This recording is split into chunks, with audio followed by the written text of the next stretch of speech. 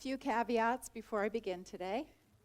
The first is a reminder that it is the role of the minister to comfort the afflicted and to afflict the comfortable. I expect to do some of each today. And secondly, a reminder that especially on matters of race, I am still learning. And so I very much appreciate your continued input and feedback to help me grow.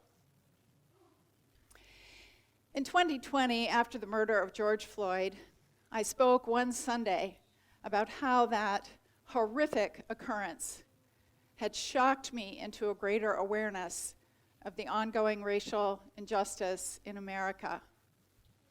I shared in that talk how I had grown up in a pro-civil rights family, how we had always championed racial justice and equality, and that now that I have a black son-in-law and a brown granddaughter, that my concern about racism has grown exponentially. After that talk, I received some feedback from my daughter, Emily. She sent me a very loving, but also very carefully worded text message. You can tell, can't you, when it's carefully worded. And she began by telling me how much she loved the talk, and she appreciated my courage in giving it. But then she went on to say, basically to caution me against putting too much emphasis on my liberal upbringing and on the fact that I now have black family members, because it could be seen as coming across defensive or as deflecting any possibility that I may have, knowingly or not, perpetuated and benefited from a culture that is built on white superiority. In other words, it could be construed as my shielding myself from any claim or accusation that I, in fact, had contributed, wittingly or not, to racism in America. Well, this was not the feedback that I had been expecting. Let me tell you, she was not nearly as blunt as I have just been, but that's the message that came through to me, and I was upset. I was mortified. I felt that I had said the wrong things, that I had embarrassed myself, that I had failed, that I had misstepped not only in front of my daughter and my family, but in front of all of you. I worried that it would affect my relationship with my daughter, with my son-in-law Rich and his family, and that it would affect my relationship with the congregants of color here at Unity Renaissance. Looking back on it, I can see that it was an immense overreaction coming from really wanting to avoid what was a very troubling thought or possibility. Looking back on it, I see with absolute clarity that it was a classic case of white fragility. White fragility is something I learned about in 2020.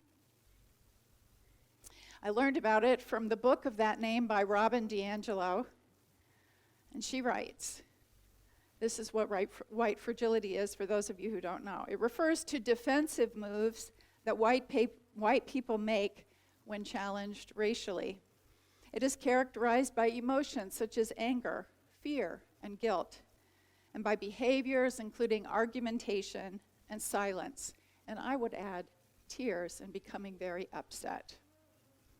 She goes on to say, these behaviors prevent any meaningful cross-racial dialogue and therefore protect racial inequality. Wow. That hit home. You know, looking back on my exchange with Emily, I could see it just as plain as day. Here was my beloved daughter trying to tell me something important, trying to give me information, trying to guide me and teach me and help me, and actually looking out for me. And all I felt was hurt.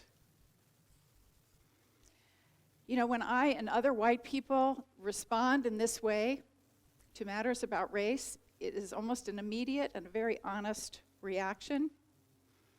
but we need to recognize what it does. It shifts the focus away from the systemic issue of racism to our personal emotional well-being.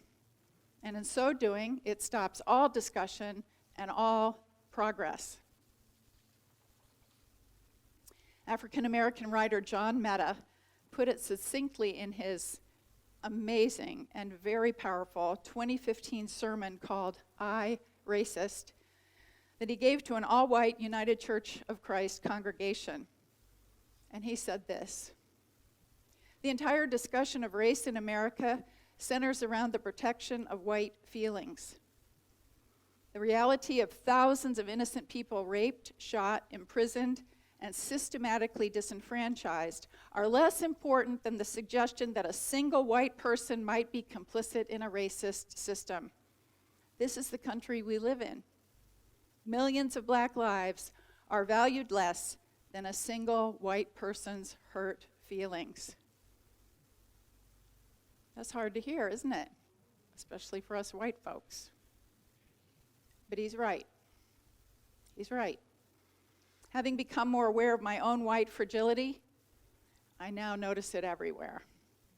In attempts to protect white people from feeling uncomfortable. In efforts to hide, deny, or minimize our country's racist history. In banning books that might be upsetting to students.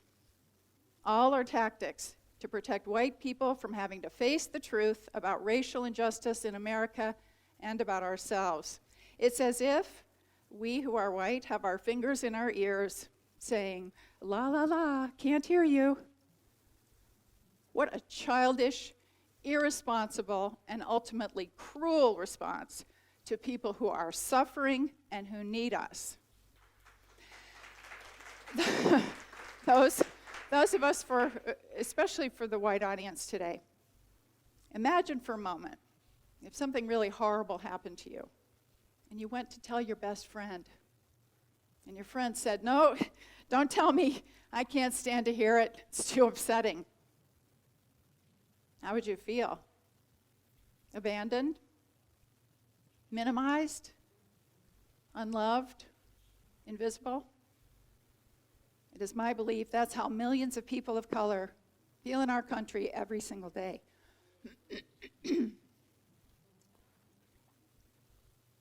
Rather than running from our discomfort, we who are white must learn to lean into it. We must become comfortable being uncomfortable. We can tell ourselves, if it helps, my past mistakes, my blindness, doesn't mean I'm a bad person, but I can be a better one.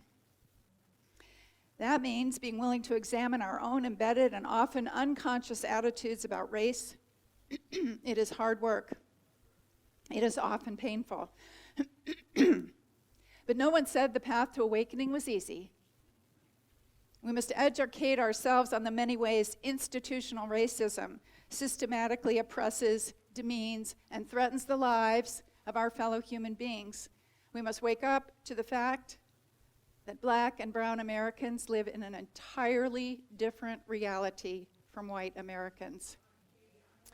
We who are white have immense privileges, rights, and protections that are denied people of color. It is truly as if we live in different worlds. To illustrate this, I'm going to provide, with a little help, a demonstration.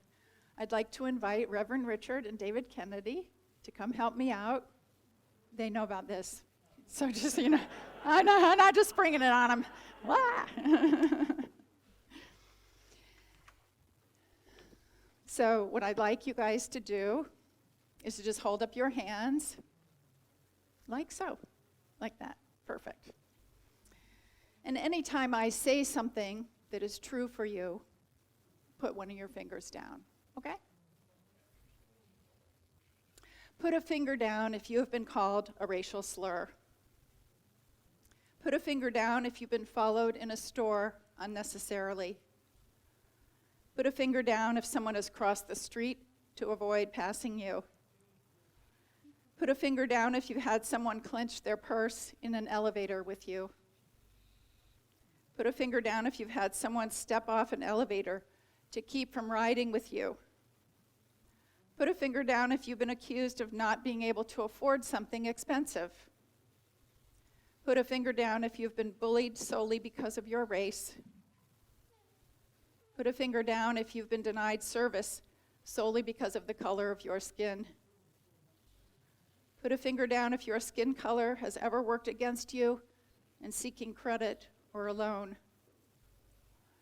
Put a finger down if a family member ever told you what to do to keep from being killed by the police. How many fingers are up? That's white privilege. And we must ask ourselves, what do we need to do differently in this society so that at the end of this exercise, both Richard and David have all 10 fingers up? That's our work to do. Thank you so much, you guys.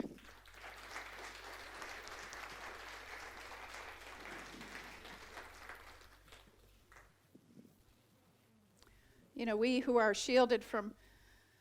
white are shielded from racial profiling, from police brutality, workplace discrimination, lack of access to housing, and more. But now our eyes are opening to it. And once your eyes are open, you see it everywhere. A few weeks ago, Richard and I went to see the remake of West Side Story. Anybody seen that movie out? Based on the 1957 award-winning musical. And for those who don't know, the story is about two star-crossed lovers, Maria and Tony, and the separation and tension between the Puerto Rican and the white communities. I remember loving this movie as a child. It won a lot of awards. But when I saw it this time, I was deeply disturbed, especially when I heard the words to the song, America. I always took it to be an upbeat, lively, kind of fun song, maybe because of the dancing. This time the lyrics hit me like a ton of bricks. In the song, the Puerto Rican girls are on the one hand describing something that they love about living in America, and then on the other hand, the guys are responding with a different side of things. The lyrics include, you're going to be humming this the rest of the day.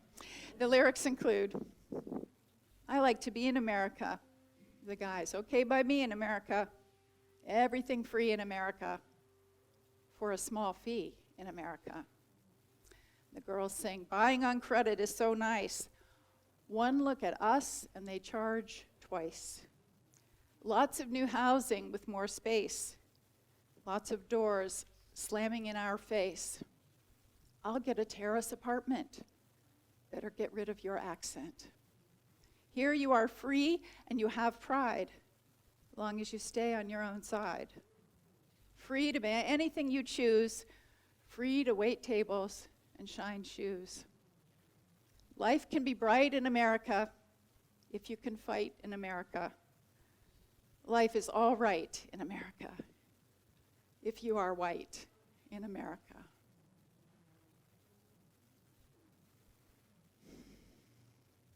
Hearing that now, I wonder, how did I entirely miss that before?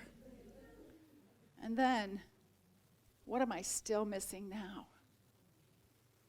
Perhaps that is the most constructive way for all of us, particularly white Americans, to go forward by asking ourselves, what have I not seen that I need to see? What do I need to do to put aside my white fragility or work through it to learn the truth?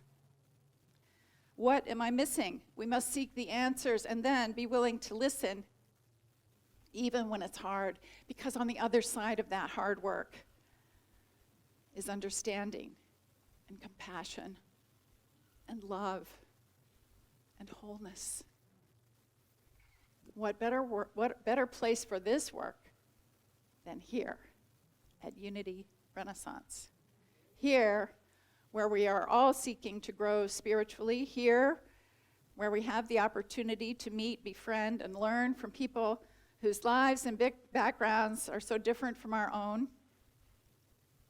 Here, where we can honestly share our questions, our confusion, our mistakes, our anger, our pain, and where we can seek answers together. You know, it has been a true honor to witness the heartfelt sharing on racial issues among our congregants in classes and gatherings, particularly over the past few years. It's life-changing. It's enlightening. It's healing. And it continues now with Donna Shannon's wonderful class on the search for common ground, which, by the way, you can still get in on. And I encourage you to take advantage of these opportunities. They truly are transformational. We have at Unity Renaissance a rare and beautiful kind of fellowship. In my mind, it is reminiscent of what Dr. Martin Luther King Jr. called the beloved community. The beloved community he envisioned was a fully integrated community of love and justice where brotherhood and sisterhood prevailed. I believe we are becoming just such a community. You know, in these difficult times, it can be easy to feel discouraged. But I choose to be hopeful. Change is in the wind. We are having deeper discussions, more honest conversations, and braver self-reflection. A new generation is here to lead us, including my Emily.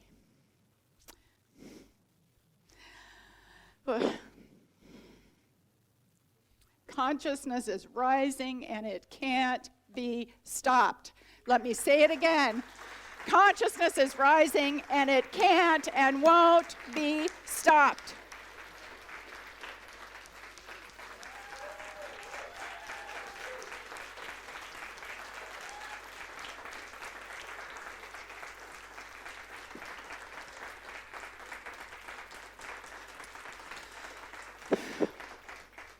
Let us then, thank you, as the wonderful mystic and theologian Howard Thurman advised, take this into your heart.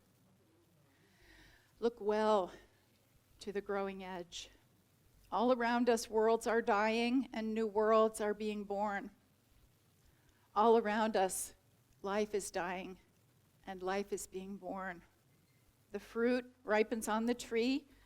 The roots are silently at work in the darkness of the earth, against a time when there shall be new leaves, fresh blossoms, green fruit. Such is the growing edge.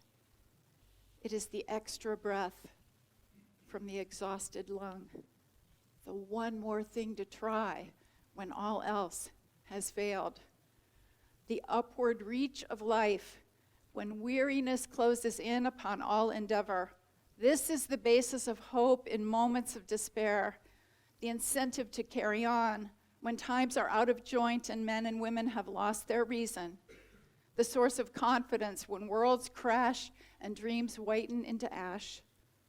Such is the growing edge incarnate.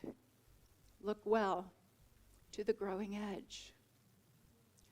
May each of us go forward with courage, with stamina, and with resolve.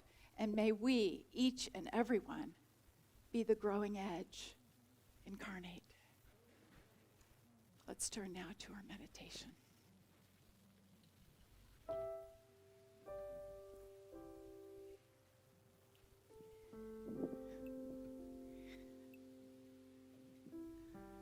I invite you to take a deep breath in as you close your eyes and get comfortable in your seat. Release and let go. One more time, breathing in deeply, just nice big cleansing breath. And release. Feeling the goodness of Mother Earth beneath our feet. And the sureness of being in loving company.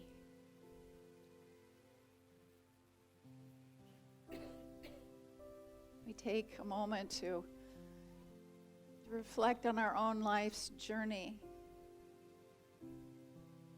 the ways in which we have learned and grown and possibly misstepped in our understanding of people of different races, people of different backgrounds and cultures. As we see something has been guiding us forward at each step into greater understanding this innate desire that we have within us to truly see, to truly know, and to love more freely and generously without bounds. Something within us is urging us on. I invite you to connect with that presence in you in this moment. To ask the question, what is next for me to do? What is next for me to learn? To bring about greater understanding, love, and unity in our world. Take that into your consciousness for a few moments in the silence.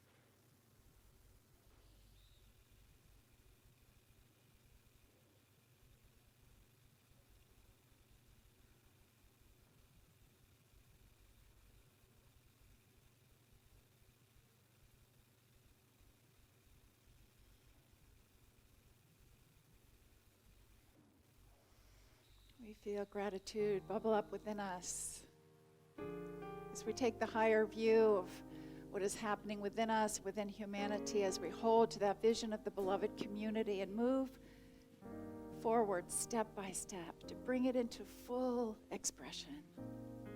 We are so grateful for this mighty spiritual work that we are doing, and we are grateful for each other. Thank you, sweet Spirit, and so it is. Amen.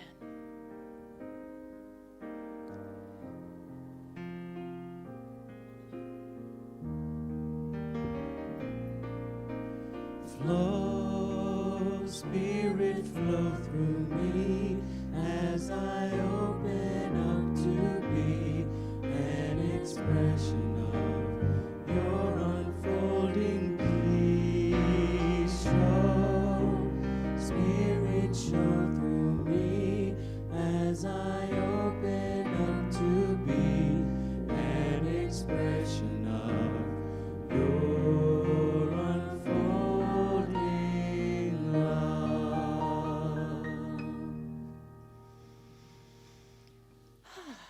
I want to thank you for, thank you. Thank you. It just, I know, right? I'm going to be singing it all day. I want to thank you for making this a safe place for me to give a talk like this. I know it's not enough. I know that. But honestly, when I first came here 8.5 years ago, I never would have dreamed of talking about this. Never would have dreamed it. It's because of all of you. And your love has made it possible. So thank you. Thank you. Thank you. All right. Well, this is the time in our service for the sharing of our love offering in support of this beloved community. There are many different ways for you to give to Unity Renaissance. Certainly those who are here, you're welcome to leave check or cash in